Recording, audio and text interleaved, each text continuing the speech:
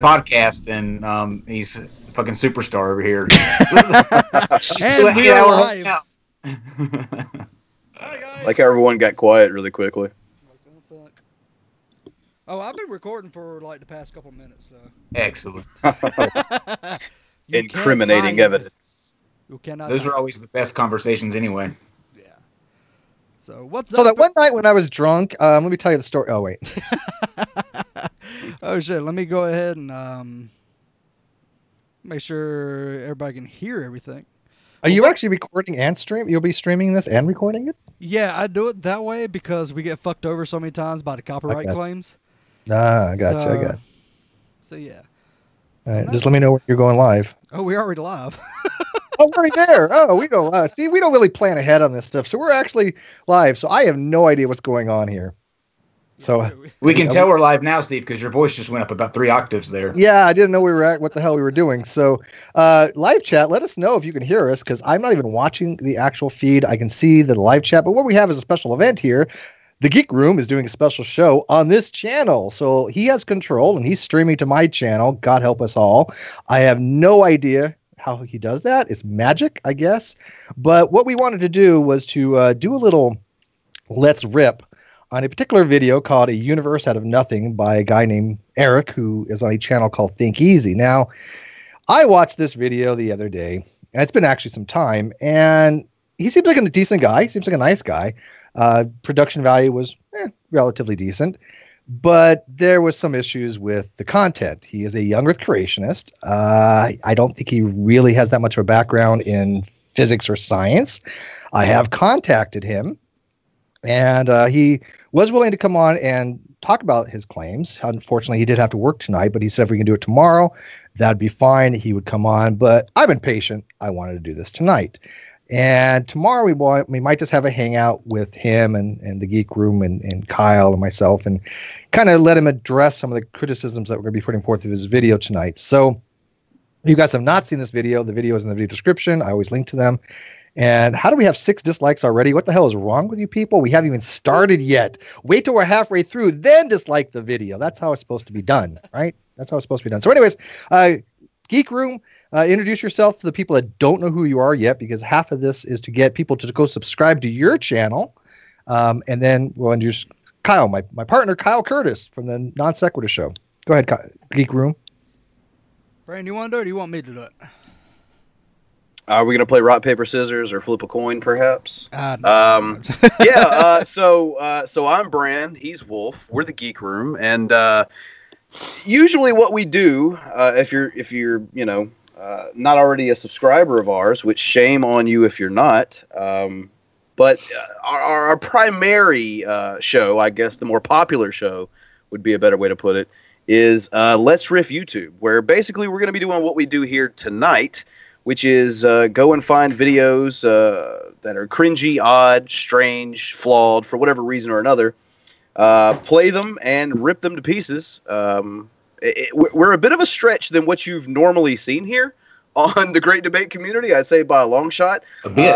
Long shot, like outlier to the maximum, like 4 standard deviations. What is this? What is this bit word? I didn't sleep for like 6 days after we did your show. Trumpy Bear's coming for I had you. like told him and like just tell him it's all going to be all right. He had not experienced anything like that before. When he saw Rain Florence, he lost it. He was just done. But you just keep coming on and inviting us, Steve. I don't know what the fuck your problem is. I don't know. I just know that I'm never going to get on the internet again. It's a sick pleasure. I'm telling you, it's a sick pleasure. It is. It is a sick pleasure. But anyways, the people on the live chat, if you guys have not subscribed to the Geek Room, go do it. It's worth it. And by the way, I think you brought all your haters with you. We're now at 13 dislikes, which is fine, because the more dislikes we get, the more this video gets promoted. Yes, dislike the hell out of it. We okay with that. Yeah, that's fine. That's what the Geek Room's for. It's just to have a spew of hate. So we're going to just, I guess, dive into this video, and then we're going to just stop it at certain points that I've kind of like said to myself, this is where I think he's making some kind of error, and we're going to talk about it as a group, and then we're going to have the Geek Room explain some of the science behind it, I think, right? Fuck yeah, us and our high school understanding of science, we're gonna tear this apart. So roll that granny porn, Wolf. Roll it. Fuck yeah. Let's go ahead and introduce Eric. Oh, go ahead. Oh, we're actually watching this? I thought we were going to sabotage Steve's channel and play granny porn. Shit. That's So what we I gotta- came we here gotta for. get on the same We love page. too, man. Don't you judge. I'm getting closer to an 80-year-old than I am like to a 21-year-old. So hey, you know. Now, did That's you why- mean that in terms? Why would you even want to go out with somebody younger than 30? I don't. It's weird. Go ahead. Good thing I'm 30. What's up, From Steve? THiNKeasy. Yeah, you. And welcome to the first video of my lineup of evidence for God. Now let me re-emphasize that this is not meant to be an absolute claim to proof of the theistic God of the Bible. Instead, what this is meant to do is to show that evidence from modern science that is agreed upon by everyone perfectly lines up with the claims of Christianity in regards to what we see in the world. And I will also explain that this scientific knowledge is a good reason to reject naturalistic explanations of the world. Essentially, Okay, I'm hang on, rejecting right there, hang on. naturalism. Whoop, So in other words, drink. bullshit, We'll do right? like the RJ thing and the side strike. Drink. I'm not doing this. I'm not doing this. Do it. You got to do this, man. No. I am neither drunk nor high enough to deal with whatever he's about to say. Hey, I can you already know tell. what? It's not. It could be worse. He could be explaining to us how to do a coffee or urine enema. Yeah, true. So You know let's what? look at the I bright would side. rather him do that. That would be more entertaining, I think. It still could happen. It's still gonna happen. Yeah. Pretty You know, early in. We haven't got very far in the video yet. You never Okay, know. I'll hang around then. I'll All hang right, around. good. We definitely wanted to have your input on this because the technical stuff's coming up, and I need your input on that. So, right off the bat, he basically says that science is incorporating supernatural claims. He's basically saying that somehow that supernatural claims, the elimination of methodological naturalism or ontological naturalism, is the way to go. That he's saying that science points to some kind of thing to like God, which science cannot do. Science specifically adheres to methodological naturalism for the fact that we're trying to find naturalistic explanations for observed events. There is no possible way science could ever demonstrate God, and that's not the tool to be used for that. Now, if somebody wants to try to use philosophy or theology to demonstrate God, that's a different story. But the very nature of science does not allow for that possibility to have supernatural causations for an observable event. Would you guys agree? Well, Yeah, here's the exactly what thing, I was thinking. I thought so. Here's the thing, though, Steve. You don't have a nice button-up shirt and a blacked-out backdrop, so I'm gonna have to listen to this guy over you. He's very clean cut. I mean, I'll give him props. He's very Yes, presentable. I am digging that aspect of the video. For sure. All right, So- let's continue on. So is he saying Okay, that? Is what? he? Is Yeah, that that's what he he's seems to be implying saying right here, yeah. Is okay. He says he said the words that everybody agrees. Like that came out of his mouth. He did say that, yes. I don't agree, and I don't know That- if that's in his That really- instantly disqualifies anything he has left to say because no, not everybody agrees, obviously. Matter of fact, probably 99% of all scientists in the world would probably not agree with what he just said, if not higher. So, I just wish Hi. I could take that kind of delusion. Proceed. I don't believe that naturalistic explanations sufficiently explain what we see in the world around us. This is not to say I'm jumping straight from this evidence to the God of the Bible. I'll use other lines of reasoning for that. However, the line of reasoning that I'm using now is to reject naturalism and show that there must be supernatural causes for the world around us. The first argument is going to be the argument from the creation or beginning origin of the universe. Now this may be a little bit of a repackaging of the Kalam cosmological argument, which I happen to agree with. I'm not going to use it in this video, but I will draw from it and use some of it and hopefully simplify it a little bit. I'll also say I'm not a scholar. The I'm not music's an kind of expert putting in me these off things. here. It sounds like it plays a little bit, then goes zoot, then it plays a little bit zoot. I was getting ready to say somebody is playing a 80s style video game in the background of this video. do you guys want to like briefly touch on what the Kalam cosmological argument is? Do you guys know what it is? Do you guys remember? Oh yeah, absolutely. Of course. That's a no. Okay, so so basically, the Kalam cosmological argument goes something along the lines of that everything that has a beginning has a cause. The universe had a beginning, therefore the universe has a cause, and there's many different types of cause. Aristotle has like 4 major causes: the final cause, the efficient cause, the material cause. I mean, there's a whole bunch of different causes. So the Kalam's basically trying to make an argument that the universe has some type of beginning. It's a valid argument, but it's not too sound. Is it though? Because where was God's clause? Where was God's clause? Well, it doesn't necessarily point to God per se. The Kalam just points that it has a cause. That has something that founded the universe initially. But wouldn't he have to have a cause too?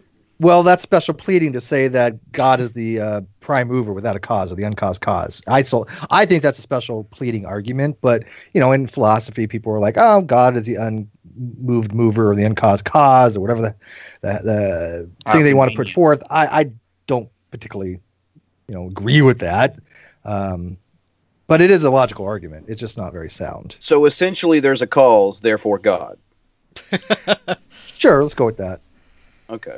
Just making sure I'm caught up to what this guy's going with here. Are we recording the chat, by the way? The chat's awesome, by the way. No, it's not popping up. It doesn't matter. Screw you guys on the live chat. No, I'm just kidding. Live chat's going nuts. They're just crazy. Yeah, they love this stuff. My bullshit meter's going haywire.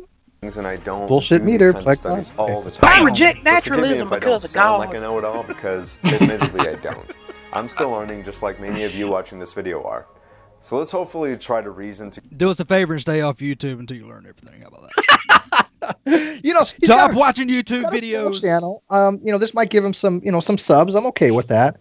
But yeah, I don't think he has really that in-depth understanding of some of the physics he's going to get into here soon. So we'll kind of go from there. I think it's funny. His channel's called THiNKeasy, which is I think what's going on here. Think simple.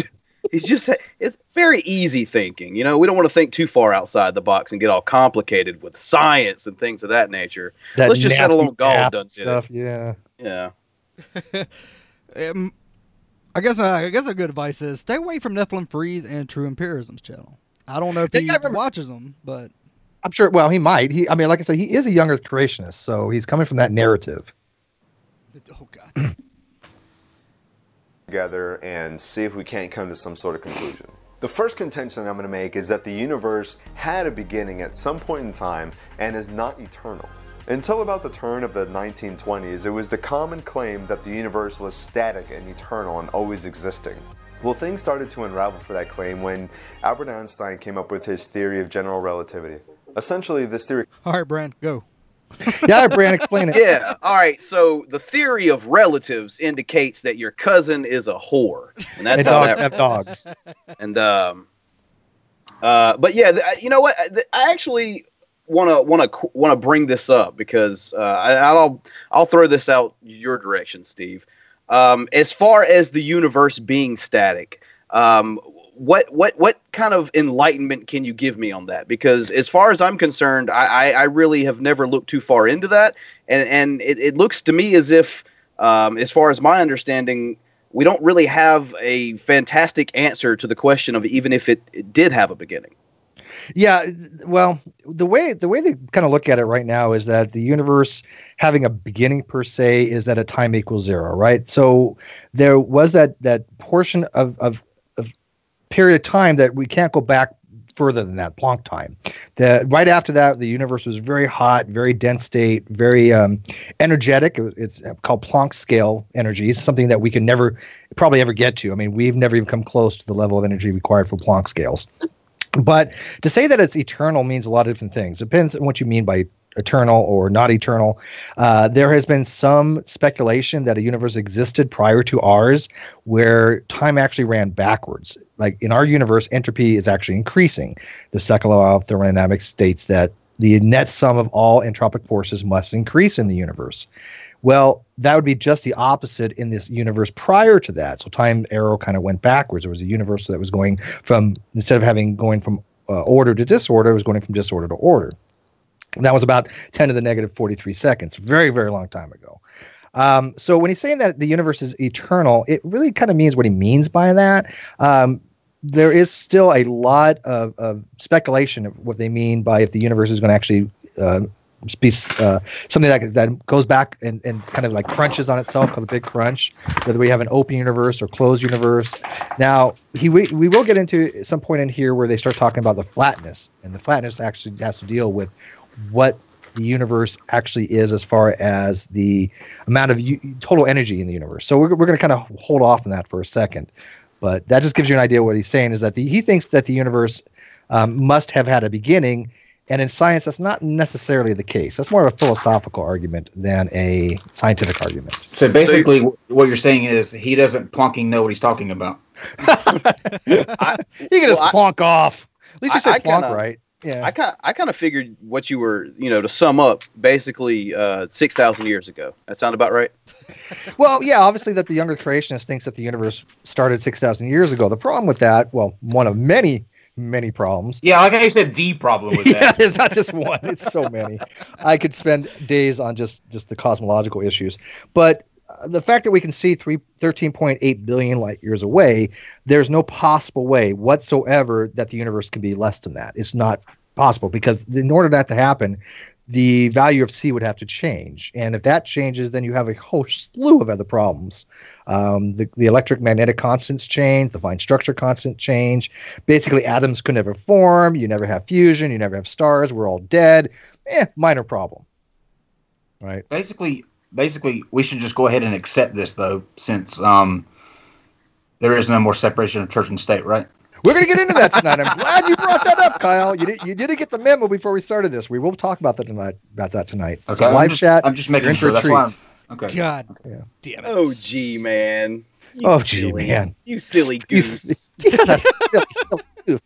Yeah, we're definitely going to get into that. So, all right. So, more video. That matter, space, and time are co-relevant, meaning that one cannot exist without the other. From this, Edwin Hubble discovered that the universe is expanding, meaning that galaxies are moving away from each other at a very rapid rate. This has been called the red shift in the galaxies, and he got a fact. They were in fact moving away from each other. Essentially what they did was they tracked that motion of galaxies moving away from each other and attempted to rewind it and found that it came back to a single point. Scientists or cosmologists have called this the singularity. It's the point at which all things in the known universe existed in this infinitely dense pinpoint or ball, essentially. And what this meant is that the universe had a beginning. It was not static. No, wait, no, not necessarily so. Again, when it kept t equals 0, time and space didn't even exist in that way we know it to be now, right? There's two different ways of looking at space-time. There's what's called the Neil-Lorentzian approach or the Minkowski approach. The Minkowski approach, as he said, is that space and time are intertwined with each other. You cannot extricate one from the other. If you basically are moving through space, but at the same time you're moving through time. The Neil-Lorentzian model is more such that you have 3 dimensions in space, then you have 1 temporal dimension. So it's 3D plus 1t. That has kind of phased out because when you look at some of the equations, the metric space that we're looking at is definitely a plane. It's a manifold. It's called. So this whole notion that he has that there's a beginning of a time is not necessarily the case. It's how it is to us that there's a beginning of time. But there might have been something prior to that. I mean, he doesn't even get into like M theory, where there's a multi-universe or P-brane collisions where time existed prior to that in some form, in some fashion, right? He got one point right. So does that mean that there's a possibility to save this dude from the road he did get the Hubble down? constant right. Yeah, Hubble basically determined that the universe is expanding, but that expansion disproves young Earth creationism. I mean, it's just flat out is wrong. I'd like to point out though, he is doing I think he knows what he's doing. He's being very smooth. If you back it up just like 2 seconds, while he's explaining, he kind of gives you that hey girl look that what's his face? How you doing? Hey, you doing, man? Hey. See if you can back it up. Like he's like, look at my jawline. I must be right. It's definitely not that one. Are you saying he throws a blue steel our way? No, what's the guy's name? He just won an award for that musical that he was in with what's her face? Oh yeah, those are my favorite people. So he looks like Will Ferrell off of Night of the Roxbury, right? Rose Patton in here to explain this. Damn. Fuck, I can't take that. I'm still not through with your This is our hangout right now. Get Rose Patton in. That's awesome. Frankie, are you trying to make a Chris Kattan reference right here on Steve's channel? I am. Oh, holy shit! No. I don't know who that is. Everyone else forgot he existed. But no, I don't know half the people are you freaking have rip on your channel. I don't want to know some of them. We're talking about Not at the Roxbury. You never seen that movie? Oh yeah, years ago. The little Weasley looking son of a bitch, not Will Ferrell. No more. Weasley is a good way to put it. Yeah. Yeah. All things in the known universe existed in this infinitely dense pinpoint or ball, essentially. And what this meant is that the universe had. There you go. There you go. It was not static or eternal. Doesn't he? All them Christian panties just dropped. He is married, so sorry, people. He's off. I think he's married. Yeah, no, he's married. I'm pretty sure. I've seen a ring. Yeah. His wife made him put a ring on it. Sorry, that was cheesy. I'll file it. There were also other evidences or discoveries that came after this that confirmed it. Like in 1965, when Arno Penzias and Robert Wilson discovered what's called the cosmic background radiation, or the radiation. Cal, did you just got some form of Tourette's right then? You just That's what I thought. It's like, okay, what am I missing here? Yeah, it's a problem I have. I just shout out random stars' names when I'm listening to somebody drone on about how the Earth is 6,000 years old. Ron Howard. Judi Dench. So we missed the last 5 seconds of him actually talking about the cosmic microwave background. I'm sure it was something stupid. I think he got that one right, sort of. I mean, what's funny is people don't know this, but the cosmic microwave background radiation discovery was actually an accident.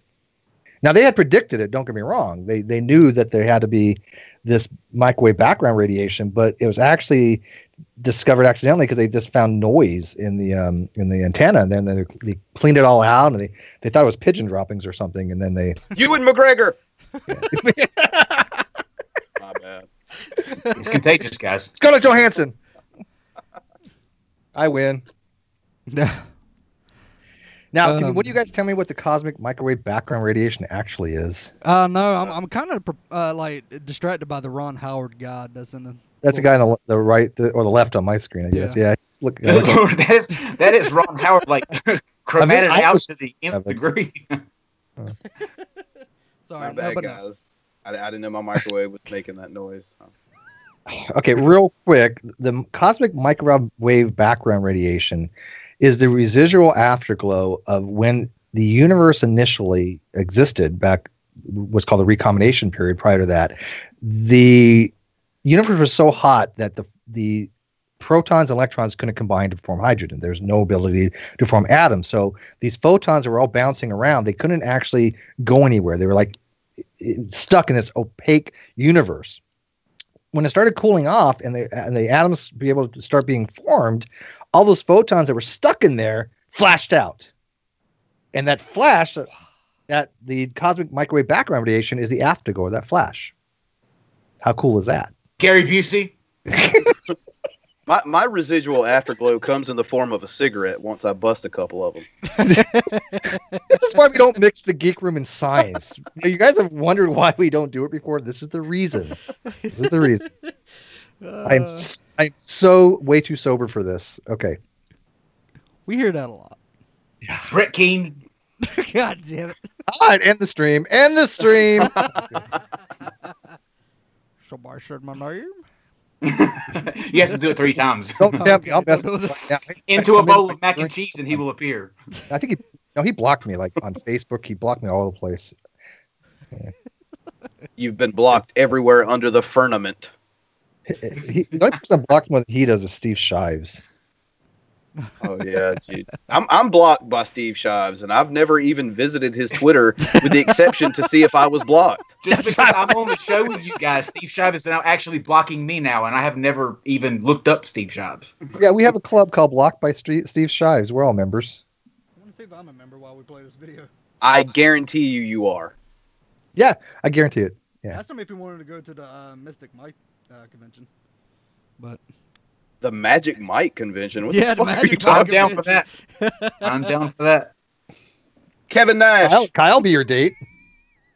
An afterglow of the Big Bang. Essentially what this is generated heat from the Big Bang that is still cooling down today. I've heard one person compare it to something that made sense to me is, you know how in old TVs when you would turn them off and they would still have that kind of glow in the background that would slowly fizz out? that was background radiation to that heat that TV was generating. And in the same way, when the Big Bang initiated itself and exploded, it exploded with such a great amount of heat and force. Stop. I don't want to say we're not blocked by Steve Shives. Oh. You're not? No. Really? Yeah. Well, you are now. Wait, this is the Yeah, you are now. You've been to his page. He must have like 3 followers by now, you know? You guys are just overlooking the shocking revelation that God created TV. Apparently, I knew it. A bunch of, Steve Shives, his analogy isn't that bad, but the thing is like 1% of the snow on an analog TV was actually produced from the photons from the cosmic microwave background, believe it or not. So, but he just makes a huge conceptual error here. The Big Bang was not an explosion at all. I mean, there's not even in order to have an explosion, you have to have a amount of material ejected in a unit volume. Okay. Yeah. There is no unit volume for the Big Bang. It was space-time itself that was inflating. And that's a huge conceptual error. You cannot call it an explosion because it's not an explosion. Well, then how about not calling it a Big Bang? How about calling it that was a misnomer whoosh? from the beginning. Big bloosh. Yeah. You know, them crazy scientists, they use all these weird names and stuff. Transpermia. Transpermia. Come on, that's a cool name, actually. That's the only thing I took out of science class. Transpermia. I was like, that's awesome. I bet you took a lot of sperm out of your college classes. Well, Steve, you would know. I wasn't there. Yeah. Yeah, you guys want to pretend like me and Steve live on complete separate ends of the coast, like that can keep our love from one another. Yeah, we have the love that has no bounds because we know about panspermia. Oh. Yeah, This is what it's all about, guys. This is what it's all about. You two bringing people together like this. Not in that particular way. Yeah, I really like Brand, but not that Steve, particular. If you deny me in front of your friends, I will deny you in the bedroom. Hey, now, be careful, because the cock's going to start crowing. That it is still cooling down today, and it's measurable. We can see that it's cooling down. And eventually will die out or reach the same temperature. It'll cool off, essentially, and everything will be the same temperature eventually. This is essentially what the second law of thermodynamics predicts. It predicts that the universe itself will end in what they call a heat death. What it actually means is that everything will be the same temperature because thermal equilibrium. Wait. Yeah. Yeah, he's okay so far. I'm okay with it. It went over the worst. The worst soundtrack I've already ever. explained what's that on the music. I know, but I already explained the second law of thermodynamics to you, there, Frankie. Do you remember it? Sort of. You just got to remember it only applies to closed systems, and you're good. Let's roll. No, by the way, I told you there was going to be a quiz on this at the end. You didn't listen. First of all, the second law of thermodynamics applies to isolated systems, not closed. And the difference being is that an open system, you have the ability to have mass, energy, and information cross the boundaries of the system. For an open system, you only have the ability for energy and information to cross the boundaries. In an isolated system, mass, energy, and information cannot cross the boundary of the system. However, you can still apply the second law of thermodynamics to non-isolated systems by using what's called a subdomain model, where you break down the system into smaller portions, and each portion is considered to be basically isolated unto itself. Then you take a summation of that, kind of like you do like an integral under a curve. If you remember your calc, right? Okay. Probably not. Of course we do. All right, good to go. All right, we just lost everybody in the live chat. We still have stars and in the hangout. In the cosmos. Let's all go to Duffy's hangout. I was going to say, we're still doing better than them, so. Steve Bowman says, subdomain models are the best models. Yeah, actually, I kind of agree. Subdomain models really work for multi-domain modeling. We're nerding out here. Just let it fly. But I like to keep it simple. And the reason I don't have to go to the laws of thermodynamics or any of that stuff to know not to listen to him. He begins by saying, everyone agrees that the Earth is 6,000 years old. At that point, I'm like, fuck you, I'm out. I don't think that's exactly what he was saying. I think he was kind of basically saying that. But isn't it though, Steve? Isn't it though? I'll give him the benefit of the doubt. I like to, you know me, I like to give the most charitable interpretation of things. See, he's winning. You're letting that nice shirt and that hey girl smile. Got a great shirt. That is I like that shirt. I'm not even lying. That's a great shirt. And he's so clean cut. I mean, look at that. It's like he shaves like every 5 minutes. He shaves every day. He must be telling the truth. The Earth is 6,000 years old. I mean, that hairline is perfect. Hey guys, I figured out why we're actually really watching this video again. It's so Steve doesn't feel bad about watching it for a 900th time. Yeah, I've seen this quite a few times. I'm not gonna lie. I bet you have. I think that hairline comment was a personal attack, Steve. What was a personal attack? Well, I shaved it all anyway. What? He's shaved. He's clean shaven. He looks like a swimmer. Smooth. Yeah, you like that, huh? And people I'm feeling really uncomfortable right now. Sexuality. Now I know why. I told everyone. Nobody wanted to believe me. And y'all thought this was going to be informative. I would make a very bad gay man. I'm telling you. Whoever I ended up with would be very disappointed. Just trust me. Okay, so let's continue on. And eventually, Steve can't suck a dick, you guys. You heard it here first. Again, that's not possible with an eternal lot of teeth universe because he'll kill you very scientifically. Why he can't? All been dead, or that law is bicuspid. There would be some sort of universe in which everything is just eternal and stays hot and cold forever. And still, yet there's another evidence or discovery that nailed the eternal universe in the coffin finally. And I honestly still don't really understand this one quite to the level that I would like. I'm going to try to explain it the best I can. Essentially what happened is that they were looking for temperature variation ripples in the cosmic background radiation. And in 1992, astronomer George Smoot found that there were some sort of cosmic galaxy seeds where it allowed galaxies to form right after the Big Bang happened, but it was tweaked to such a fine degree and precision that it was just enough for galaxies to form, but not enough that the universe would retract back on itself. And still, I don't really understand this to the degree that I wish I could, but scientists and astronomers and cosmologists seem to think it's a huge deal. Stephen Hawking said that it was the most important discovery of the century, if not of all time. Astrophysicist Michael Turner said, "The significance of this discovery cannot be overstated.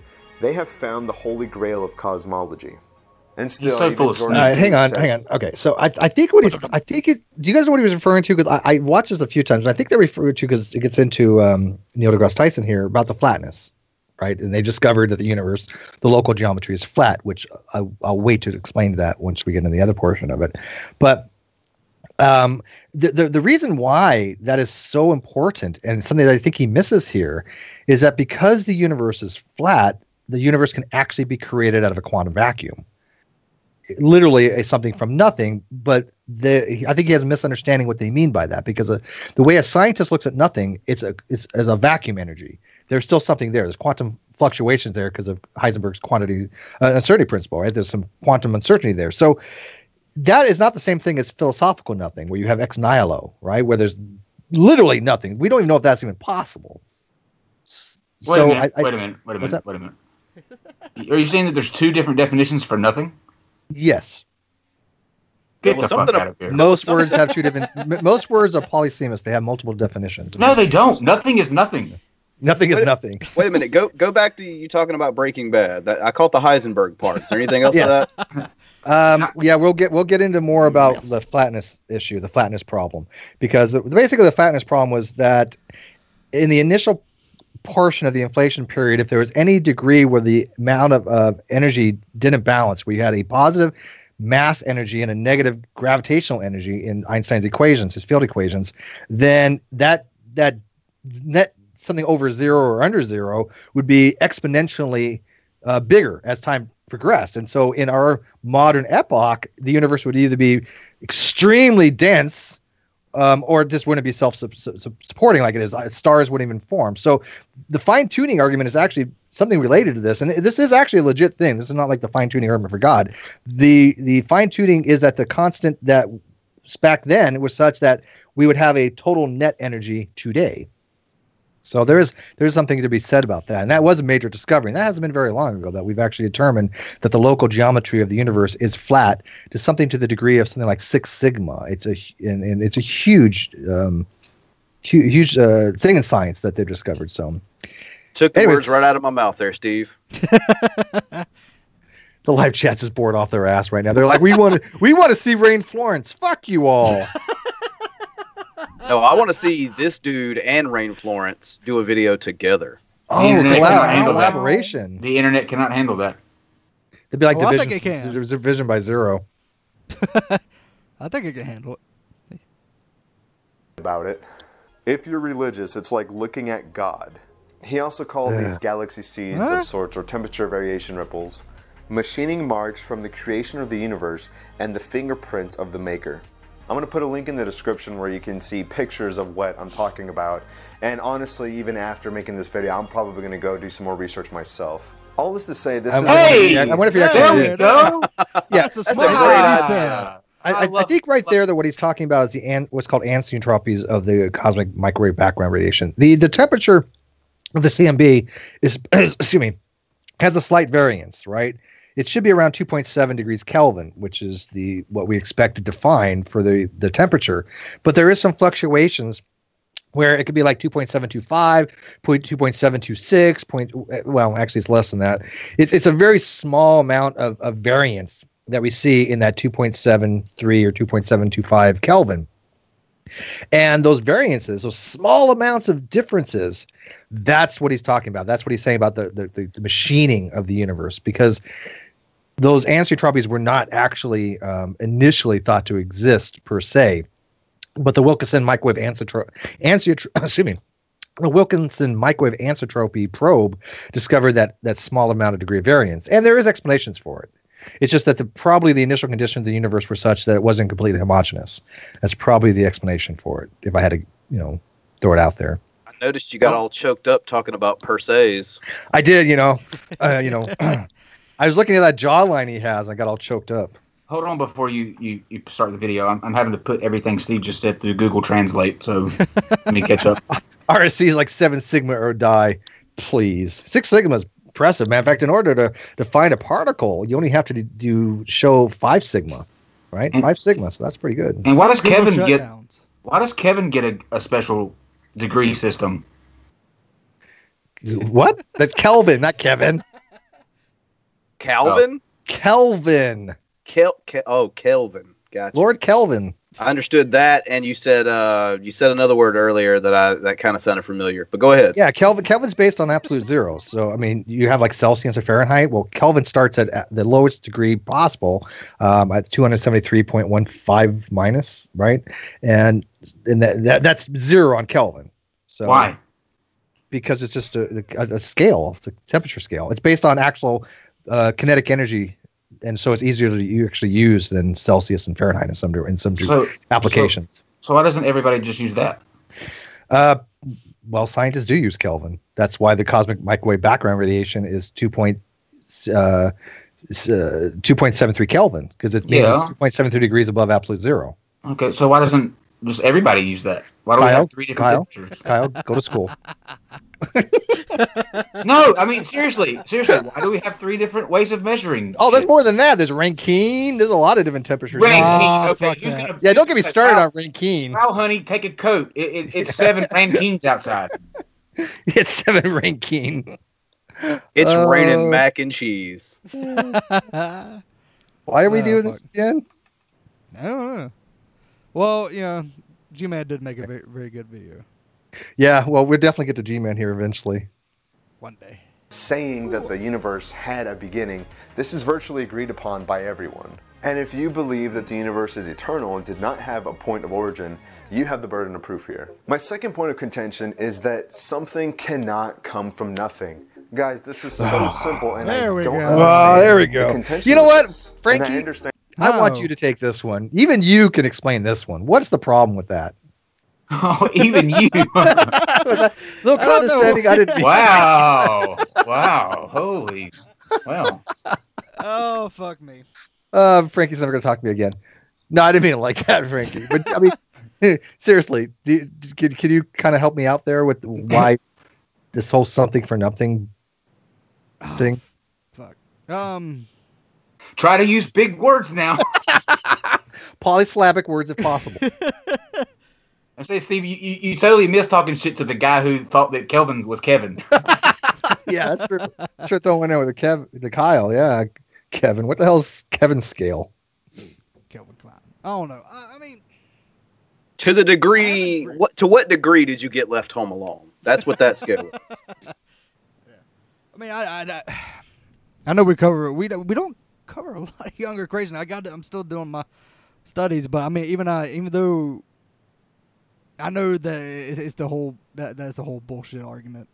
Well, there's something to come from a nothing. It's based on Krauss's book and some scientific papers that are out there, where mathematically a universe can be created from a quantum fluctuation. And that means something from nothing as far as scientific nothing. When you have a vacuum energy, it's still something. Matter of fact, if you ever heard of like the Casimir effect, the Casimir effect is where you have two uncharged plates that are next to each other. It's actually a force that's produced there. That's part of the vacuum space, right? That's something that's actually there. And so there's many instances of something being created from nothing. Virtual particles are created from nothing. They come into being, they pop into existence, and they pop out, and they don't violate anything because there's no net energy putting into the system. So things can come from nothing when you talk about scientific nothing. There's nothing in science that says the universe came from philosophical nothing, next nihilo. There's nothing that says, oh, there's absolutely nothing, and then there was something. Nobody says that. That's not even something that's in science. Because, one, we don't know if nothing can exist, philosophically speaking, and we wouldn't know what the properties of nothing is. What is the properties of nothing? How do we know? We have no idea what it is. We can't experiment with it because we've never seen it before.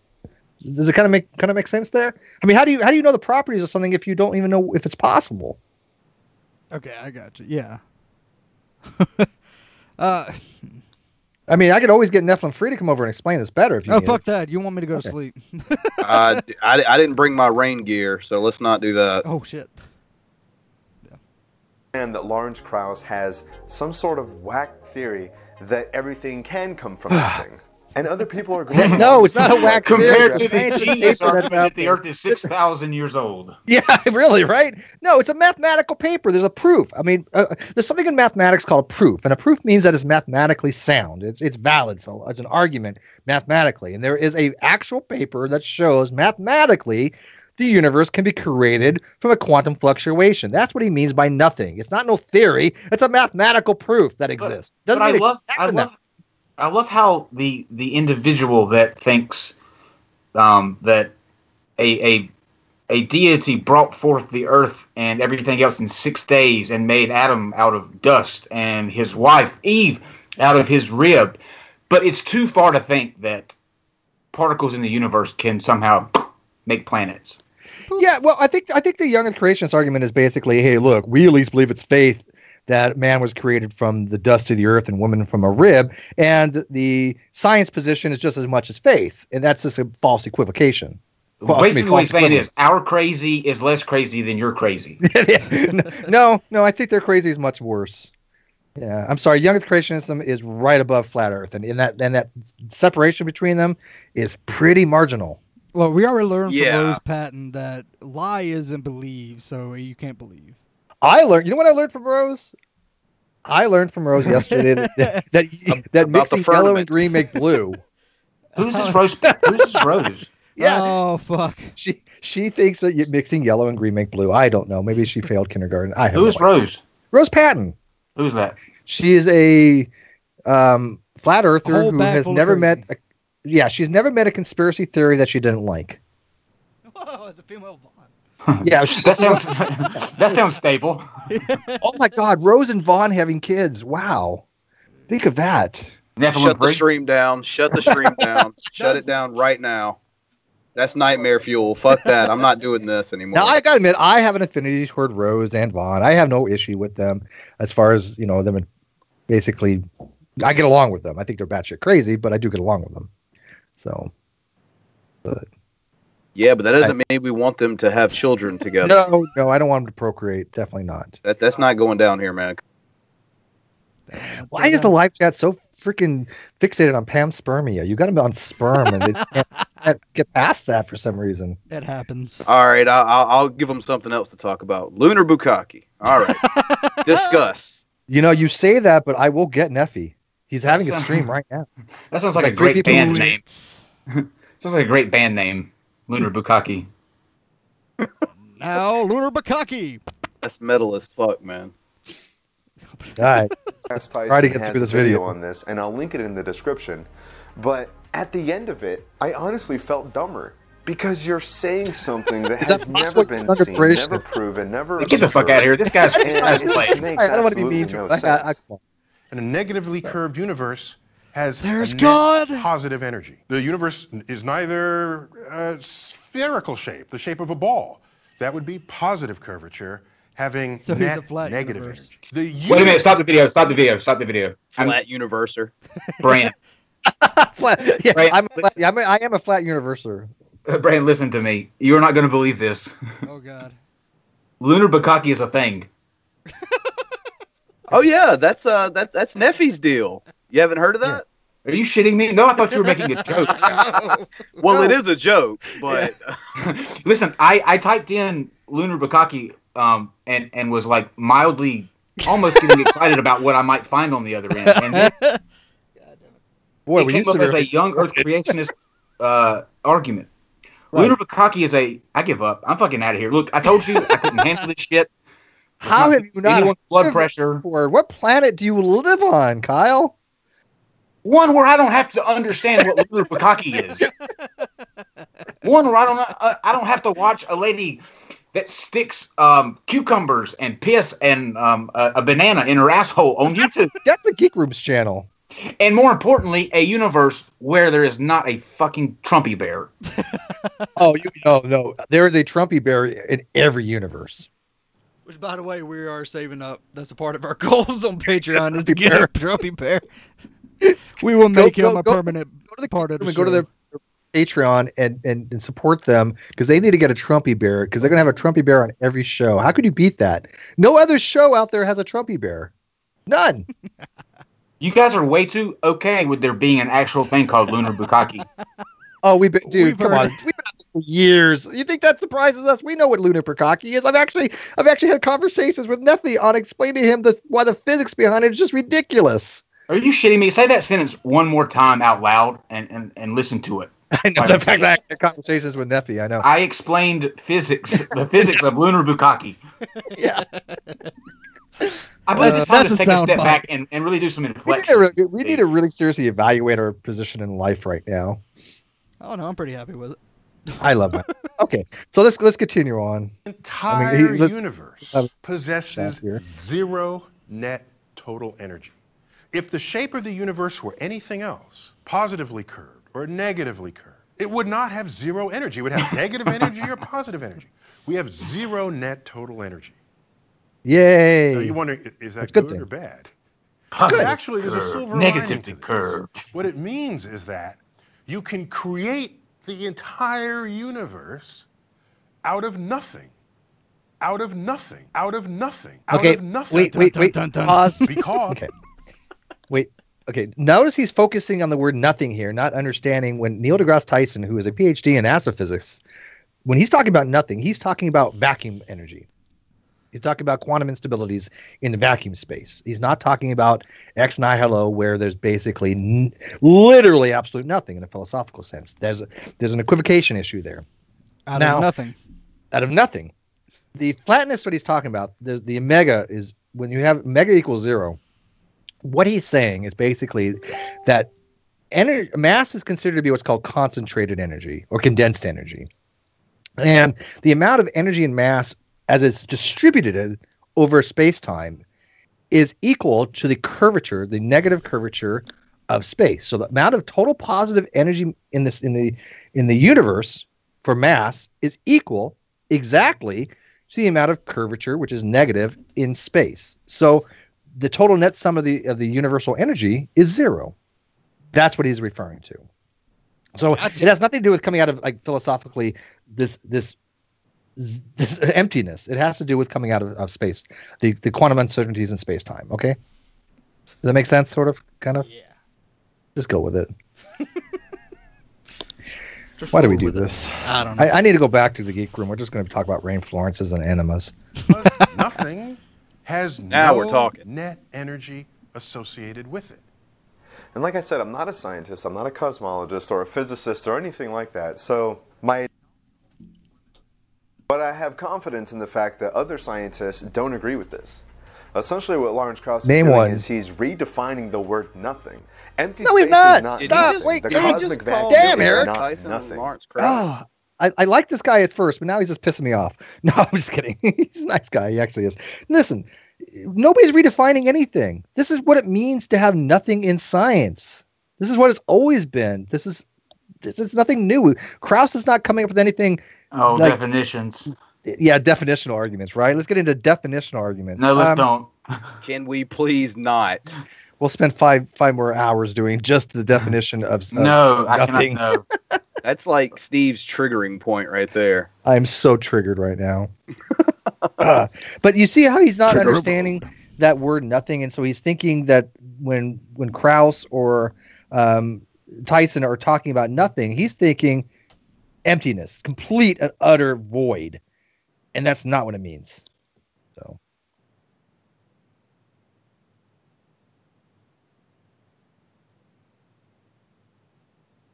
Nothing down all the way, right? No thing. It's non-being.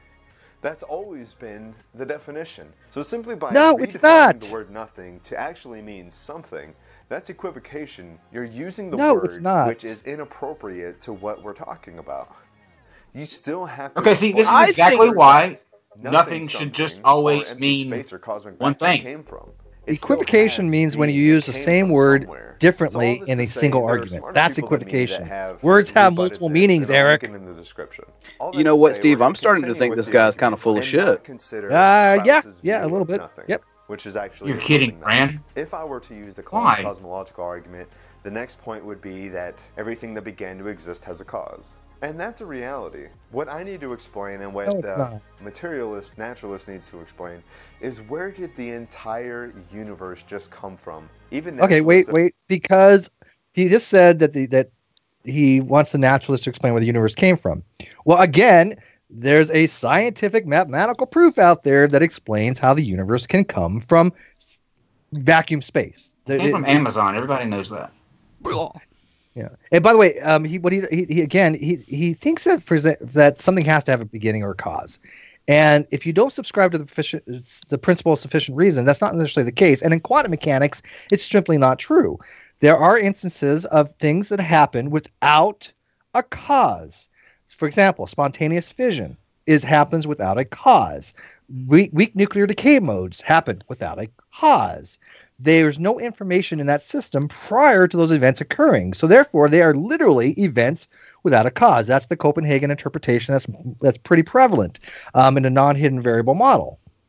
So this need for him to keep thinking that there has to be a cause for something, or there has to be because at the beginning there's a cause. It's not necessarily the case. It's just a misunderstanding of science because he wants there to be something called a law of cause and effect, which really doesn't exist. It's kind of something we think we observe, but there's no law in science that says things that have a cause or effect must have a cause. Yeah. You guys want to talk about Rain Florence, don't you? So since we're talking about that, can you please explain Kid Rock's Devil Without a Cause? Can you explain that one to me? Because I'm still trying to figure that shit out. Methamphetamine and Natty Light. There you go. Alcohol that makes so much sense. Does wonders, yeah. So much wonder. I mean, what is a ba with a ba? What is a ba with a ba anyway?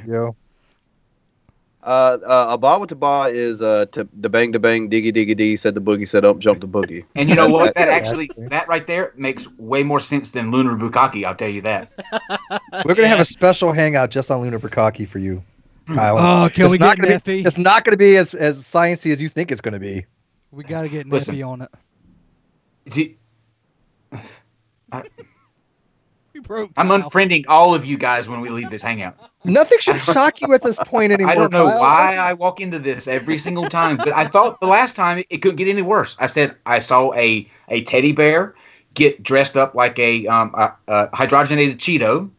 I saw a girl who had upteen bananas on her counter that she was using for sexual objects, and they were kind of browning. That was creepy. I saw. Come on, she was cleaning herself. That wasn't for gratification. I saw a demon possessed man get a phone call in the middle of it and just had to take it, and the demon was nice enough to let him take it.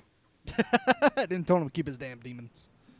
And then I also saw auditions that kept me up for seriously days on end.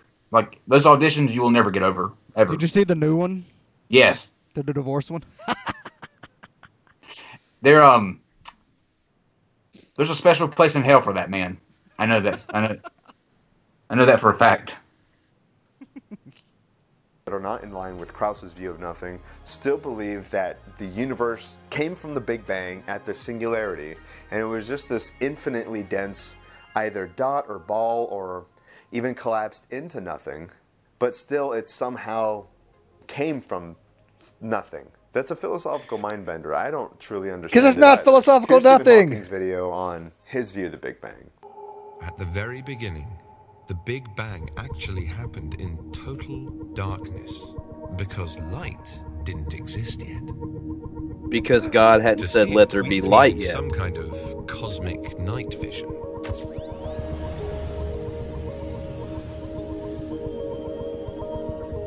I wonder if God looked at the Clapper info commercial and was like, "Man, that would have been so much easier back then." He saw the Clapper and he said, "It is good." So there was no outside. The only place there was inside. What was somebody doesn't understand, things like, geometry and hyperbolic things and space time. So all of a sudden they're just like, what?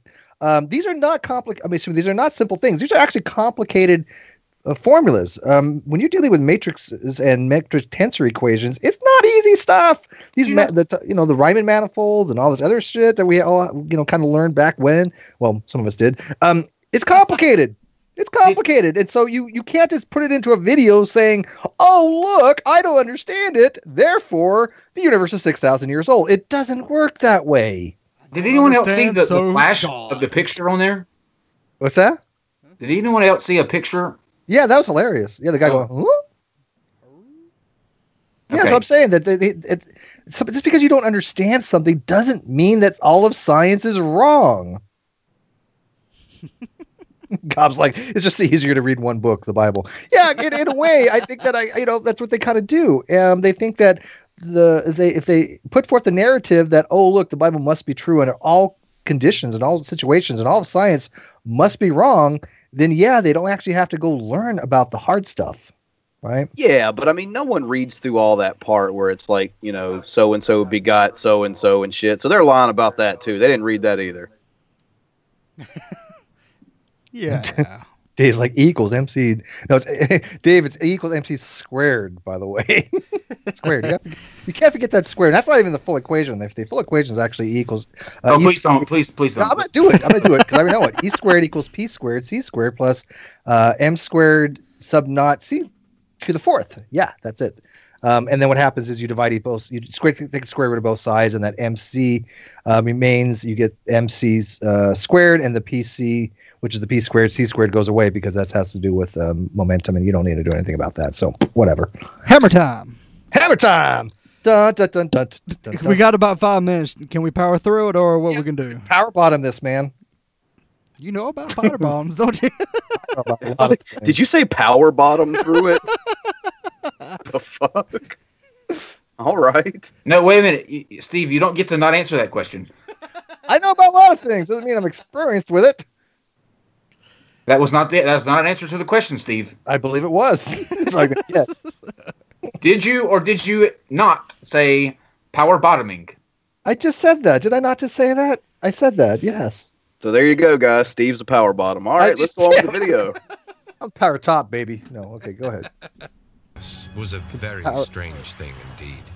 There's still much I'd dearly love to know about it.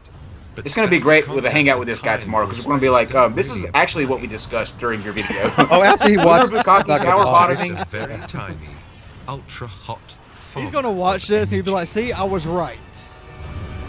People like a bunch of atheists. Then it expands. Which I'm not, Eric.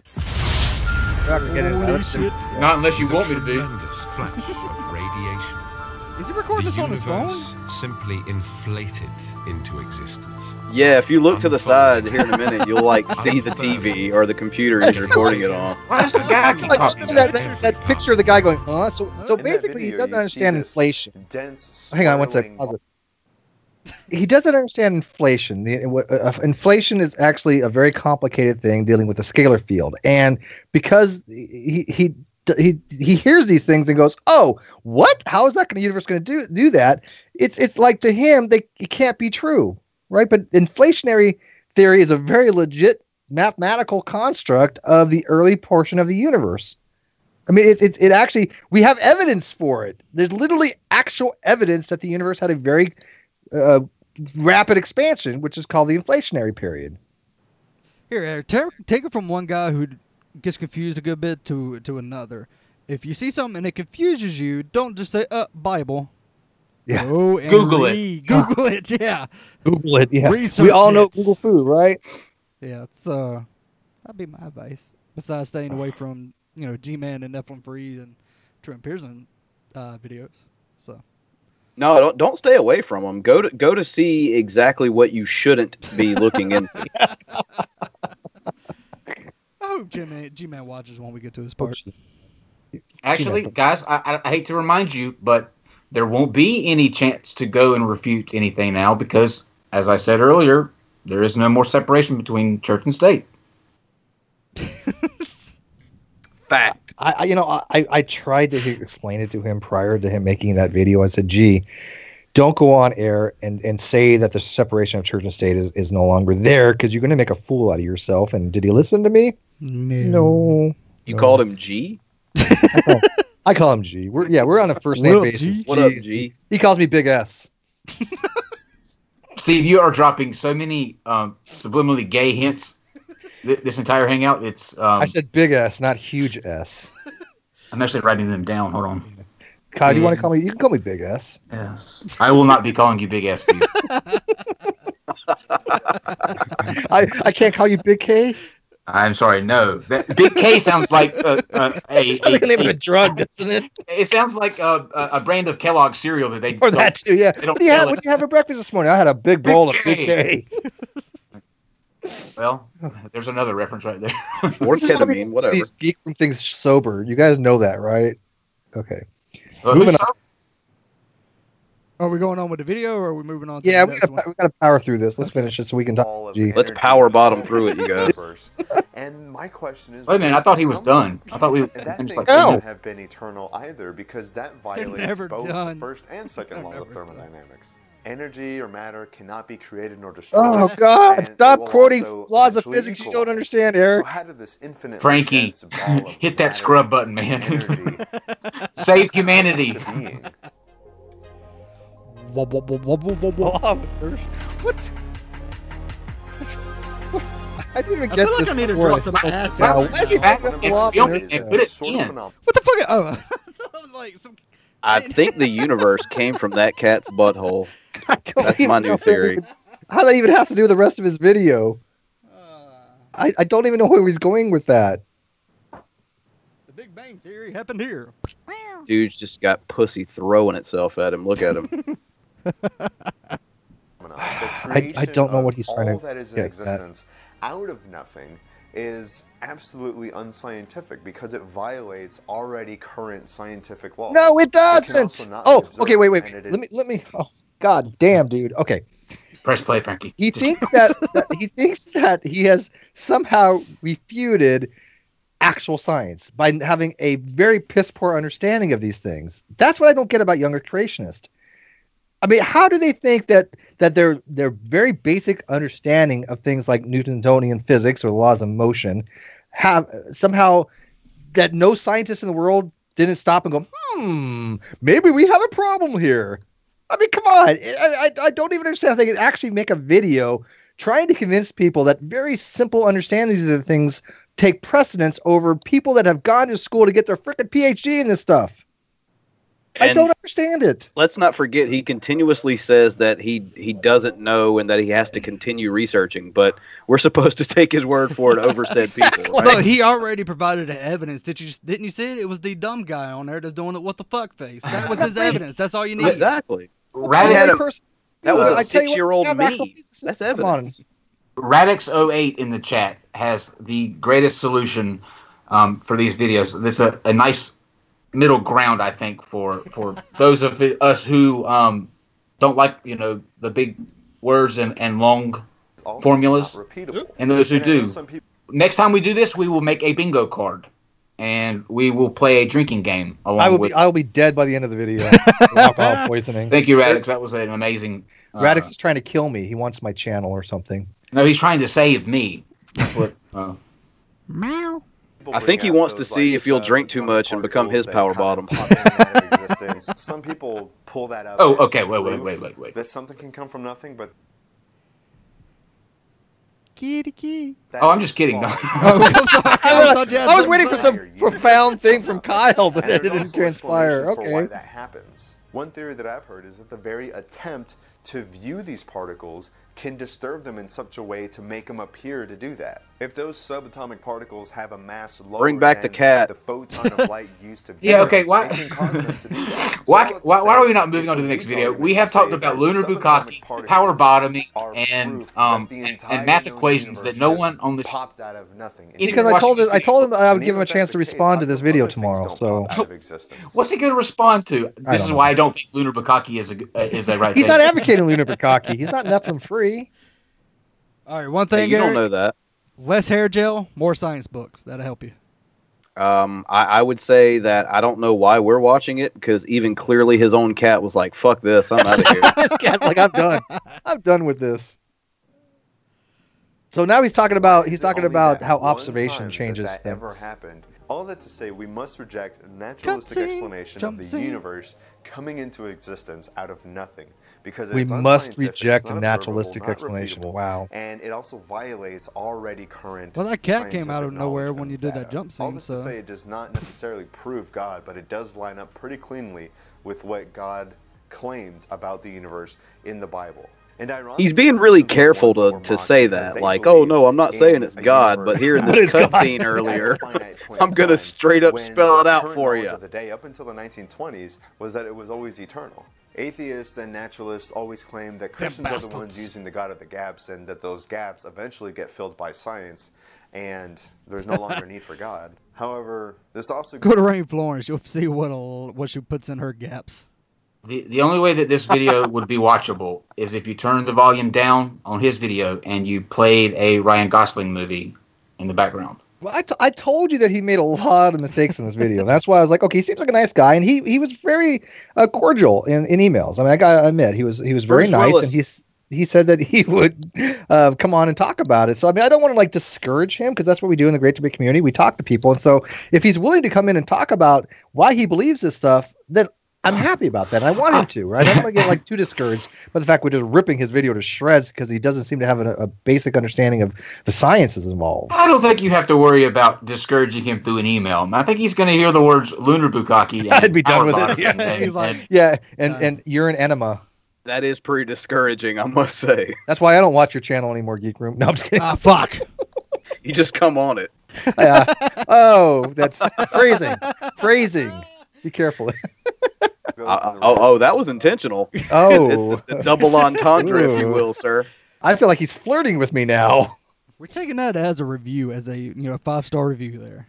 My channel has gone so gay lately. I don't get it. Okay, whatever. Okay. That's my fault. That's my fault. So that's a new thing, huh, Steve? At least make it fabulous, right? Well, I've learned a lot having gay friends. I gotta admit, I really have. So yeah, because we're all supposed to be fabulous. Well, I've learned how to cook better. I've learned how to groom a little bit with conditioner. Proof, I'm just saying. Anyway, this was a short video. I really wish that I had more time to spend on this topic. Doing my research, I found that there is a lot that I'm still learning and that I need to learn, and definitely hope. Yeah, we know that, Eric. I'm going back in the closet now. I just wanted to get this out there with what I currently. We don't know why you have left it. Is there room in there for me? This absolutely for several reasons. Of course. All right, so he's basically saying he was doing the Down. Oh, That's such an awkward length of pause right there. people love the Rose Patton video the other night, and they're hating this. Nah, Yeah, don't worry we about the talk thumbs down there. People hate this shit. We talk about Rose Patton and Flat Earth, and oh my God, we have like 120 people going, yay! This is great! Well, tell everybody we about to talk about G-Man. Yeah, wait, live chat. We're talking about G-Man here in like 5 more minutes, so change those thumbs down to thumbs up. I don't give actually, you know, it doesn't matter. It makes no difference. They're still thumbs. So let's get We got a let's buddy get in through. the chat that's doing this just for fun. Yeah, let's get through this, and then we'll go to G-Man. Oh, we got like a minute left, and that's just him closing out, isn't it? And then, sorry, Eric, you're done. Get off! Okay, do you have the G-Man video, or are we just going to talk about it? Oh no, I got it. Oh, Yeah, baby. Yeah, I told Frankie you guys. gets I prepared. I have not seen this one. I love the beginning of it. The woo-hoo! All right, just do it. Just rip the band off. Yeah, baby. Oh, Yeah, no, I told G-Man. you guys, Oh, I no, told you G-Man. guys these atheists were living and Tag limbo. team back Hello, again. everyone. Welcome to another edition of Preachers Required Ministries. I'm supposed to be closing my store right now. I'm not even supposed to be doing this, but who cares? Because I got some great news here, guys. There is no more separation of church and state no more. All right, we're going to pause it there. I just want to go back to the beginning. Is G-Man a juggalo now? Because he clearly said woot woot. Woot woot, yeah. G-Man. God. G-Man, why didn't you watch the chat? How much of the backstory do you guys really give a shit about this? Do you guys want to know the backstory on this a little bit? Go ahead. I'd love to know why he thinks this absolute buffoonery. Yeah, sure. All right. Does it involve P equaling X and divided by the square root of a snoot? No, there's no math or science involved. You're gonna like this. It involves power bottoming. No math or no power bottoming involved. I can get behind that literally. I am sure you've got him behind a lot of things and in front of too. Okay, so long story short, which is not going to be very short because this is kind of in depth.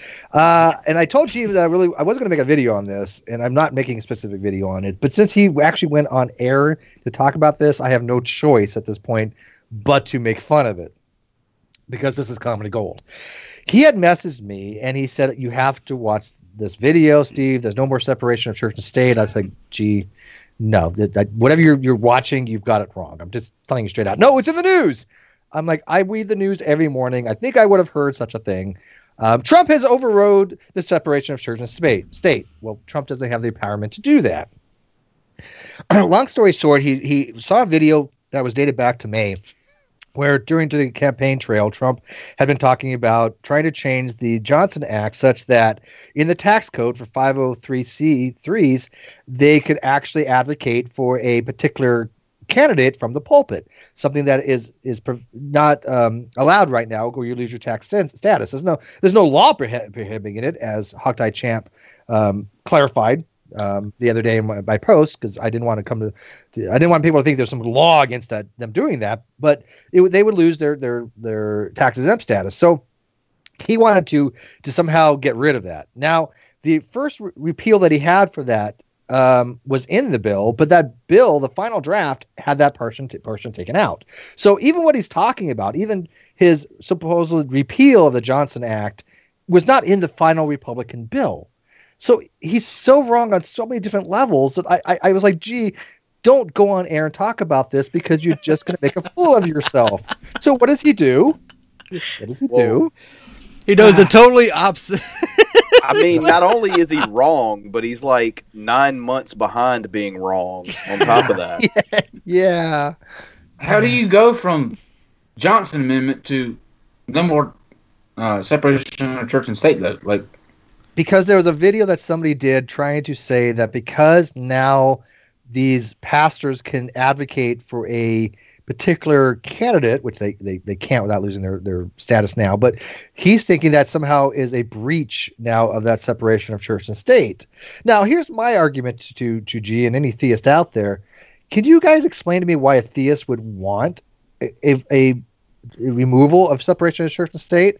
Think about this. What is the likelihood that particular theist beliefs are what's going to be the overall theocracy of the United States at that point, right? I mean, would G-Man be happy if the people were taught people, have about Islam in schools or Catholicism? Well, right?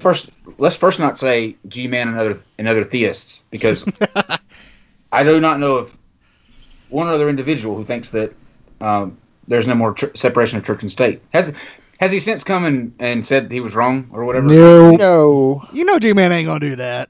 No, and Ronnie made a video about this, and I didn't really watch it, but I kind of got the gist from the first minute or two. I don't know if Ronnie was agreeing with him or disagreeing with him. I couldn't tell. Ronnie was just taking. Please say he was agreeing with him. Please. I think he kind of was. I don't know, because he was just trying to give the history of the separation of church and state and the clauses behind it and the Constitution and stuff. But he didn't actually say whether he agreed or disagreed with G-Man. So I don't know. You think the way he's playing it is just in case G-Man comes out looking goofy as he did, he can go back and say, "No, I didn't. I didn't support it." No. But do we think that this may be just a like a haha got you thing for G-Man? No. So, are you asking? Is this another chocolate atheist escapade? Right. I don't know, man. I'll say this much though: fake news. Fake fucking news, G-Man. I'm going to become. I'm going to sign up for the Church of Satan and run for president. Well, listen. The only thing I have to say is read your Constitution and do what it says. read the Satanic Bible and do what it says. Yeah, I don't know why he didn't do his due diligence on here, and it's not. And I don't give G bad advice. I mean, I've never led him astray, and I'm like, dude, do not do this. I'm telling you, it's going to make you look foolish. You don't know why G-Man didn't do his due diligence. I know. Boy, can we immortalize that shit? Someone put that quote up on the GWC website. Is that a holy quote? shit? Is that a wiki quote? That is a wiki quote. I can't believe G-Man didn't do his due diligence. I don't think we have any wiki historians in the live chat keeping track of this right now. Nim, I'm nominating you. But this is the person that quoted a satire website and seen nothing wrong with it. And I hang out with him and True. Like, I can't remember who it was with, but it was a debate, and he had used in his presentation a article from News Daily was it World News Daily Report, which is just like the Onion, saying that the Smithsonian was hiding giant skeletons, yes, and disposed of them. Yeah. And then when he found, what's funny is when he found out it was a fake news site, he still said, "Well, that doesn't mean it's not true." I'm like, it's highly probabilistically the case that it's not true from a fake news organization. This is saying, he gets his news from National Enquirer. Oh, that's actually real stuff. Yeah, come on, the National Enquirer is awesome, dude. That's I've learned so much about alien babies from National Enquirer. You have no idea. Yeah, I was just thinking they're among us. Fat boy. Yeah, they're among us. I know they're turning the frogs gay. And it's some Bible prophecy that we got to take into an account, because the next thing Bible do is make us prophecy? pay taxes. But we'll get to that. I almost feel bad because he's so excited. Yeah. I know. It's like a kid on Christmas. I really feel bad to like explain to him how wrong he is. Like, me and Steve were in the chat where I was sitting there like in all caps saying, "G-Man, look at Steve's comment." 'Cause Steve was telling him like this didn't happen. It didn't. It didn't even hit like.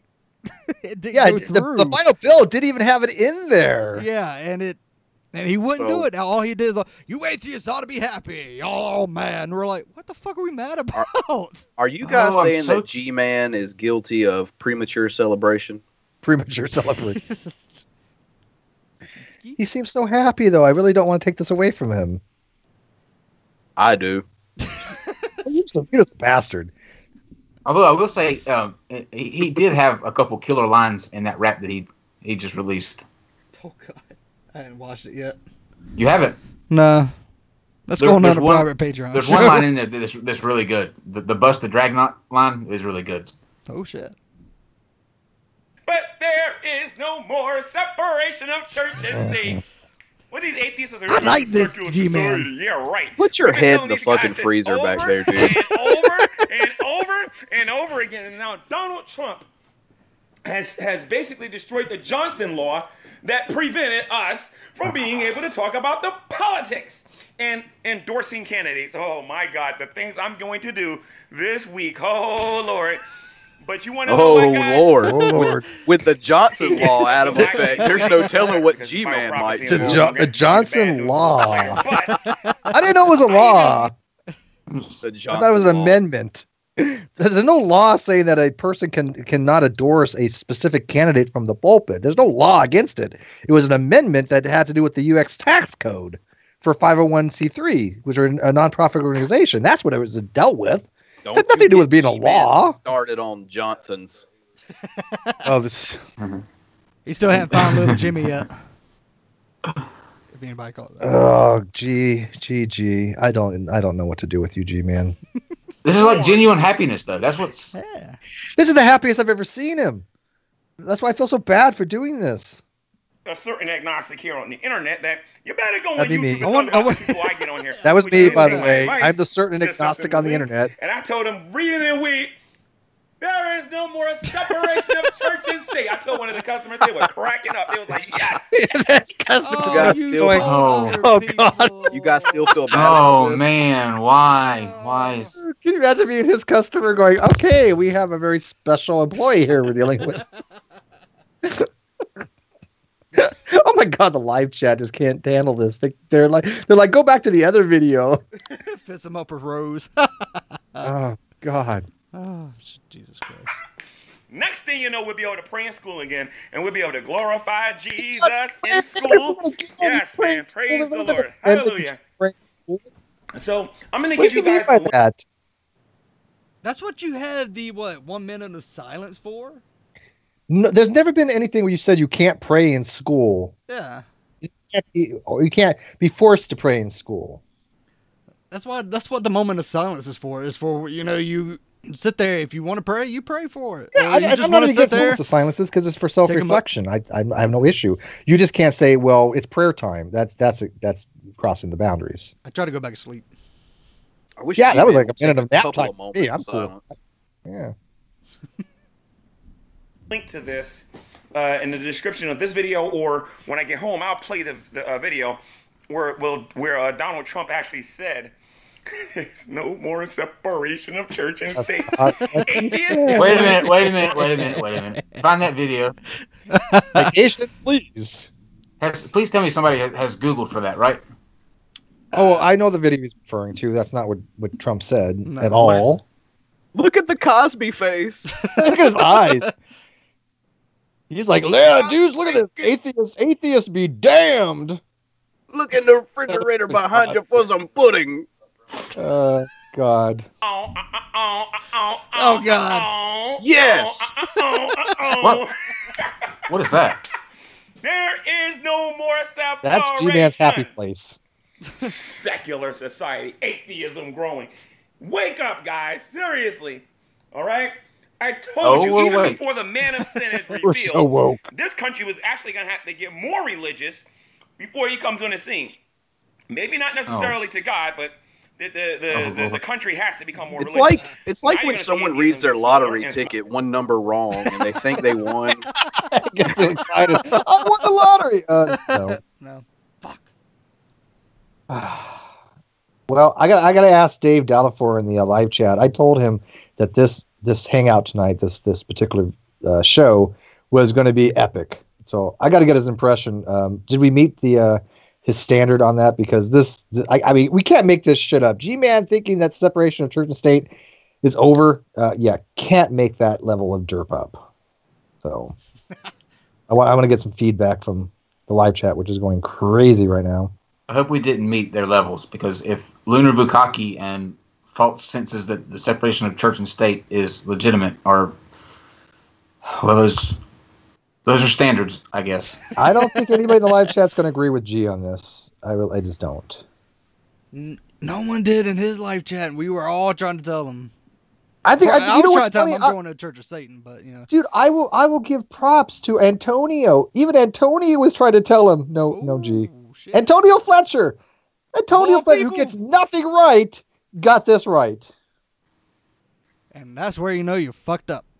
When Antonio Fletcher corrects you and he's actually right, you done fucked up. I bet Jim Baker would agree. You have fucked up now. smaller and smaller and smaller, and I am so happy. I don't know how he's going to get out from under this. I just don't know. happy. I It mean, feels is he going to go good through to the play rest on of the his life winning thinking side, I that tell you. the separation of church and state is no longer It in feels very effect? good to be on the winning Just side. let him. Just let him. Just let him. We'll let him have this So one. they're gonna have a problem with the source that I got it from. But again, guys, I'm going to. Yeah, we are. I'm going Yeah, I to, watched the source. You're right. It's from May of Uh, 2017, G. I'm Exactly going right. to show you guys the official video where Donald Trump says nothing is stopping you now for endorsing the candidates that you actually want to endorse. They couldn't. Nothing stopped them before. Nothing stopped them from going out and They're going to get arrested if they do that, or what? There's no law against it. They just can't go into their pew and say you have to vote for this guy. Right. That would violate the tax code, and it still Come does on, now G-Man. because Trump's Steve, I amendment think or you- Trump's repeal didn't take effect. I think It was taken out of the final bill. You just underestimate the persecution that these Christians have That to must face be what every it is. day in this country. Yeah, and it has to be summed up so eloquently by Trump, who knows words.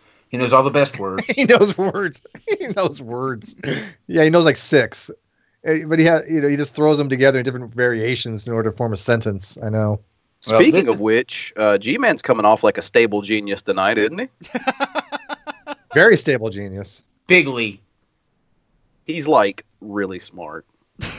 I don't know where to go with this. It's like I want to reach out to G again and say, G, did you look into this a little more? Do you still think this way?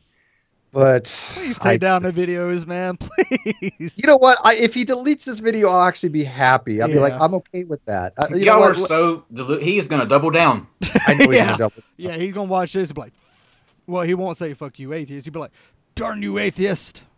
Make another video. No. Actually, I think the next video he's going to put out is the official religion in the United States is now Young Earth creationism. Now, That's I gonna be want the him to make a rap song on us on just this. Be so- Yay, we're a theocracy! Yay! Leave it up, or you don't have any balls, G-Man. You better leave this video up. now have we seen the video that he's talking about to be able to say if it is misleading enough to make him think that if he hasn't seen anything I've watched outside? original videos. There's nothing in it that he's talking about. That's not. Trump does have not that. say there's no separate. What's the name of the original video? I don't remember the. Okay, well, there was obviously Trump's speech, but the guy that actually did the video, on it, I can find you his name if you want. 1 sec. Trump's speech, is it? Let me see if Let's I can watch some find it. more. Why he finding it? And I can't wait for you guys to see this. So anyway, these atheists, blah blah blah blah blah blah blah blah blah blah blah blah, can say whatever they want. Blah blah blah blah blah blah. Well, yeah, you guys are all We wanna atheists. Can you guys do that for me? Trump if Just we once, wanna- blah, blah, blah, blah, blah, This blah. person Blah, blah, wants blah, to blah, blah, endorse blah, a blah, milk. We can Yeah, do he's whatever right. we Rabble, want now. There's no more separation. And guess the very first thing we're coming after, I hope to God it is this evolution. It is the very first evolution. thing I want us to come after. I hate the fucking internet. I swear to God, I hate the fucking on internet. a higher level and Can we go back to the cat guy? Is that a possibility? Maybe. Like, I mean, at least cats are a staple of the internet. I don't know what the fuck's going on here. So this video that's referring to is called Prophecy Alert, Separation of Church and State, RIP 12/2/17 by the Forerunner 777, published on December 3rd, 2017. But the video from Trump goes back to May. So, I mean, he's so far out of date because he actually told me the other day that it was in today's news. And I'm like, no, it's not. I looked at the news. It's not there. But this guy has like 89,000 subscribers. So he must be legit, right? I mean, if you have that many subscribers, you can't be putting out false information, can you? Totally legit. Totally legit. Oh man. Because we know Alex Jones has the most, and look at how much correct information he puts out. Yeah. Let's see if we can power bottom through this G-Man video. just destroy. Don't mention ever power bottom. Please. Just destroy it. Hallelujah. Hallelujah. Hallelujah. There is no more separation of church and state. God damn it. Told you guys. I do like when he I'm does. just gonna get on YouTube and just say all the lying that you guys do and do all the things that you guys do and think you're gonna get political. You guys need to wake up. Seriously. You need to wake up. Frankie, are you woken up? Are you woke? I called a certain a certain agnostic, and I was like, there's no more separation of church and state. Did he say it just like that? Yeah. Not joking. I'm like, and I'm trying to tell him, I'm like, gee, no, you got this wrong, dude. You just got it wrong. Yeah. Especially when it finally hits them about what this means. Frankie, do you have the true response? So, queued up. I'm going to play the video and show you why I'm so happy. Okay. Now, I also got to tell you the bad news, because while I'm happy that there's no more separation of church and state, we got to talk about the Bible, the prophetic meaning of all of this, because the man of sin is coming.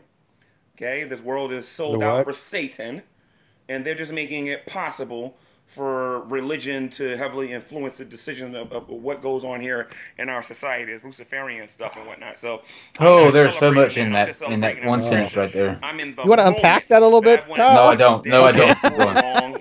Long time. There's so much in very there. Happy about that. Fucking wanker. Very happy about that. And I'm not going to let none of them twist and distort things. They can say whatever they want.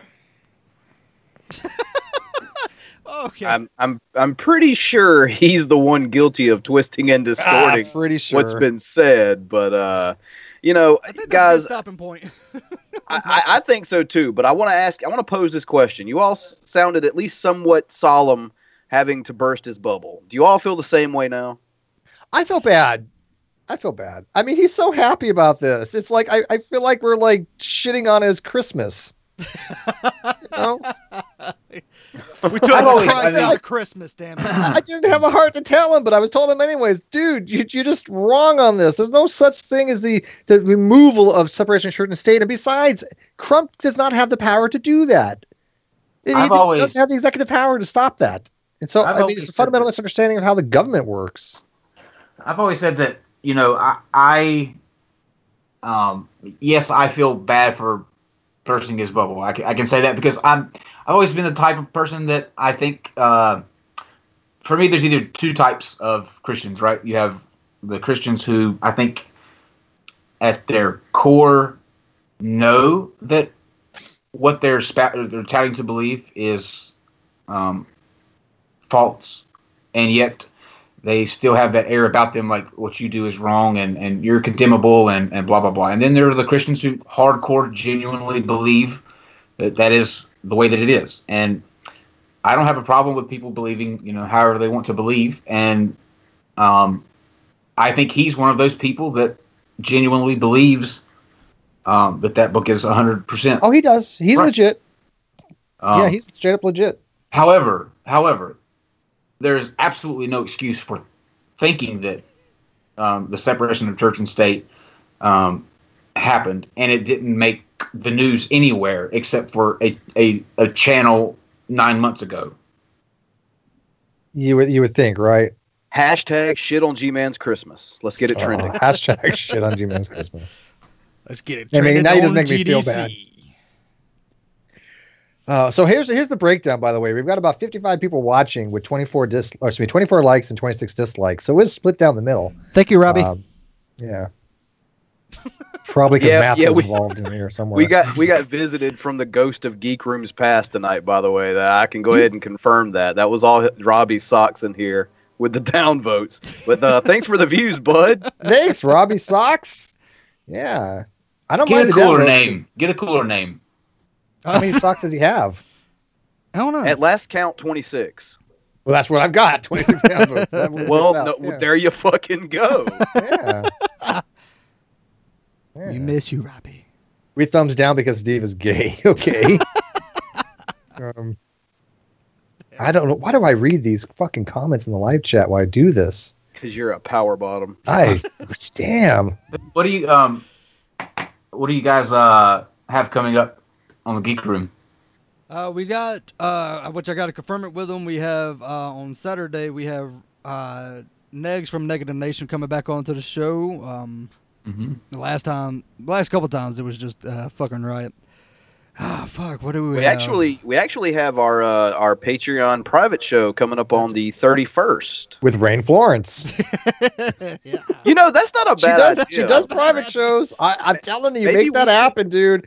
I've just given you the golden ticket for ideas right there.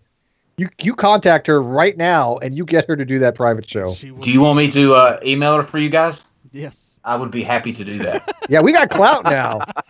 We got clout. I'm telling you. Hey, Kyle, listen, we've been asking how many people. We have so many few people turn us down now. We get like all kinds of responses. But see, here's how you have to do it though. You have to play to their strengths. So if you want her on your show, all you have to do is get some cucumber melon scenting stuff, spray the email with it, put a banana GIF over top of the actual email, and I don't know how you would incorporate. How'd you incorporate P into all that? I don't know, but Kyle, you were paid way too much attention to that video on the Geek Room the other day. Way too much attention. Your attention to detail is just a little disconcerting. Oh my goodness! Oh, we also do have our 1K special coming on February 2nd, so that's another. Coming up. Well, the first one was we actually did it. This one's going to be a bigger one, a little bit longer, more long. It's going to be longer than our regular show, so it's going to be bigger, longer, and uncut. So sign me up. South Park version. Sign me up. So what's the difference between a private show with the Geek Room and the public one? Oh, wouldn't you like to know? Christ. Boy. It's usually involved us drunk. And you'll see things you'll never see on air. Like a Chinese man that has long nipples and the prostate just drops down from a hole and goes when someone flicks it. A lot of stuff we just can't get away with without someone flagging it. A lot of YouTubers that automatically flag if they... Because, I mean, you'd be surprised how many of these people search their names, and any video saying anything negatively against them, they will just flag the shit out of it. So it's basically all the stuff we can't get away with in our normal Saturday shows. Which is about 90% of the stuff that they do. A more extreme Geek Room? Yeah. Pretty much. Oh, yeah. So...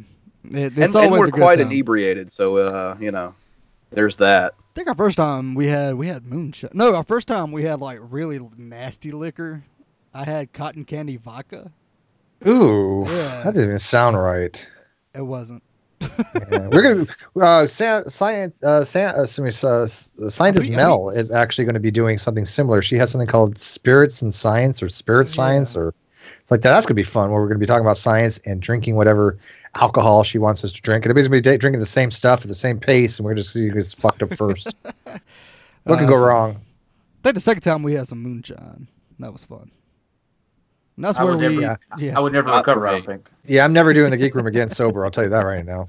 It's a requirement. You had to have at least 2 drinks. Yeah, it kills the pain. Yeah. It kills the pain. You guys about ready to wrap this up? I know people are highly entertained by this. I can tell by the likes and dislikes. So Robbie fucking loves us, though. I don't know what the hell you're talking about. No. I tell you what, he's 25 dislikes now, so he took one away. Thank you. Thank you, man. We earned less hatred from him tonight. What did you do to piss him off? Oh, he just likes to do it. I don't think he's like actually mad, not that I know of. Oh. He just likes to come in. He'll just downvote it just for shits and giggles, and we know it's him. We're like, anytime we gets up to 20, we'll be like, "Hey, Robbie." Robbie just give us 28 now. Oh, seriously? Yeah. Yes. No, sometimes like a complex here. Sometimes he'll actually come back in and like convert all the dislikes to likes. Yeah. So you never know. It was about the science. Is that what it was? Because of the science? Yeah. Yeah. Yeah, that's totally what it was. Science. Yeah. All right, let's wrap this up. Geek Room, put a shout out to your channel. People in the live chat, go subscribe to the Geek Room if you haven't subscribed to them yet. They're going to be the next Drunken Peasants if they're not already. Matter of fact, we're going to get TJ to go on your channel. I'm telling you, we're going to get TJ to go on your channel. Good luck with that shit. He's lazy as fuck. Well, yeah, he's a lazy fuck, but we're going to do it. We're going to make it happen. I'm trying. I sent him to. And then, Kyle, do you want to put a shout out real quick to the Non Sequitur show and tell them what the next podcast is going to be? Yes, the next Non Sequitur show will be trying to recover from the words lunar bukkake. That's what it's going to be about. An hour of recovery from lunar bukkake. Actually, we've got the next episode is going to be the one that we recorded last night with Hans, who developed a really cool app for blind people that's taking off. It's a really great story. If you haven't heard about Be My Eyes yet, you need to check it out. It's an amazing app. And then next Wednesday, we have Pamela Whistle with the American Atheists. She is their membership director, as well as the editor-in-chief for American Atheist Magazine. She will be joining us with Alex Botten and Holy Kool-Aid. And we're trying to still find a theist that wants to engage with her. So if you're a theist out there and you want to have a conversation with, an atheist from Atheist, she's legit. Yeah, she's legit. So American Atheist. So you can't get much more atheist than American Atheist, except for the fact that I basically don't agree with a lot of things they say, and I'll be, happy to talk to Pam on those things on our podcast. So if you guys want to see me engage Pam on questions, make sure you watch that podcast. Are these questions, though, or definitions? They're questions. Questions. Oh. I want answers, baby. I want answers. All right. Well, I have no empowerment to actually stop this stream because I'm not actually in charge here. Frankie is. So, Frankie, you can wrap it up and take us out and do what you got to do. So, I want to just say congratulations, Steve, for coming out. We're very proud of you. I'm going back to fuck in. I'm telling you, you guys would be severely disappointed if I was ever gay. Trust me. I would make a very, very bad gay man. I would not fit in very well. Well, there's only one way to find out, Steve. Yeah, I bet you would like that. Yeah. Don't worry, Steve. My gaydar's not going off with you, so you're good. All right, guys. Disappointed. Okay. Thought we had something. Okay, don't cut the stream. Just film me sleeping. Let's do that. Is that cool? All right, guys. If you're ready for the granny porn, I am about to play it.